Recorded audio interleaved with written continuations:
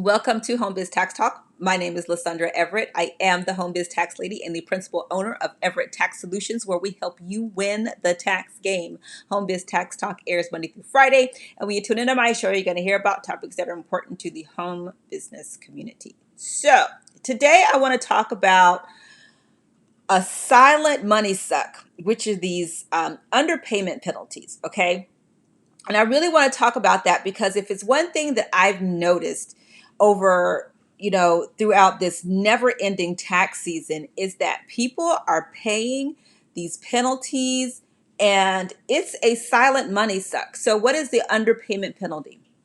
When you don't withhold enough from your paycheck or you don't pay enough in estimates, okay? There's a formula for it.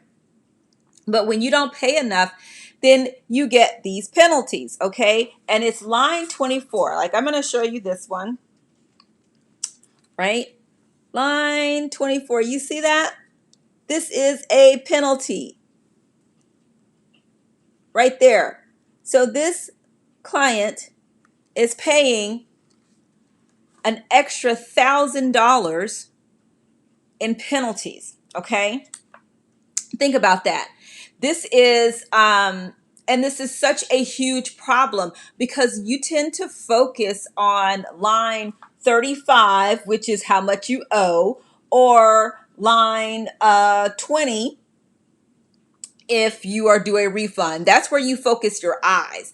And so that line 24 is kind of, sitting off there to the side somewhere, and most people don't even notice it. So I really want you to go and look at your tax return, look for line 24 and see if there is a number there. If you actually had a tax liability, so if you had a tax liability, which means you owed the government, look on line 24 and see if there is a number there.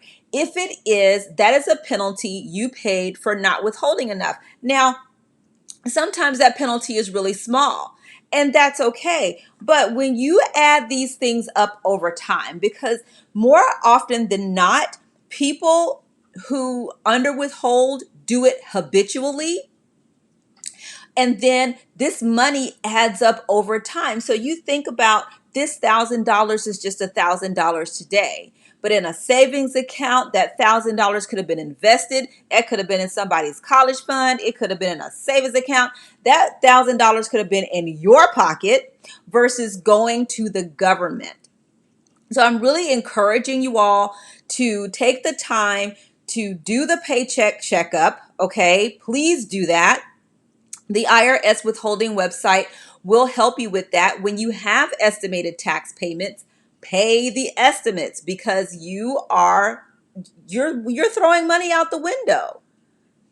And it's habitually being thrown out the window. So if you do this year after year after year, and you think about not just the principal, which is the money that you lost, but the interest that this money could have earned, even if it was sitting in a savings account, it might have only earned 1 or 2% per year, but it's better than that money being sent to the government, right?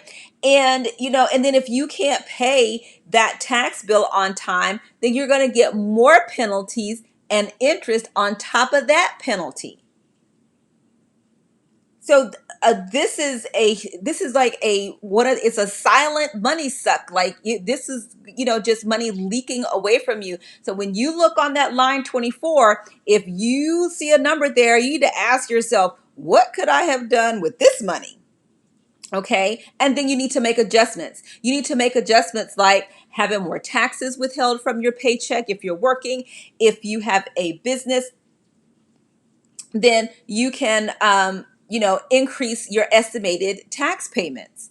But what you don't want to do is get to the end of the year and then you suddenly have this additional money that's going to the government when you already hate paying taxes anyway.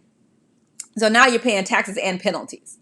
All right. I get it. Nobody wants to get a refund from the government. I understand that part, but nobody wants to give the government extra money either. So if you're gonna make a choice, how about you get the money back in a refund versus you paying additional penalties and interest and more penalties if you can't pay the tax bill. You know, not many people even look at their return enough to know. They just want to know, how much do I owe?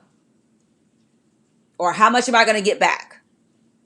You have to start paying attention to these things. And when you start asking yourself those hard questions of where else could this money have gone that you now have to pay the government, then that will help you make some different decisions. That's my thing. So, you know, I've seen this throughout the season where there are lots and lots of underpayment penalties that are going on, and it's just happening every year. So I just encourage you to please, oh please, oh please, do the paycheck checkup. Make sure your withholdings are correct. I know some of y'all are what you call that, income shifting and all that. When you shift your income a little too much and you wind up having to pay these penalties, you need to ask yourself if it was worth it.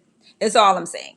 Okay, so take the time to review your tax return. Look for line 24. If there is no number there, then you were probably right on the money. But if there's a number there, that's extra money that you gave to the government that you really didn't have to.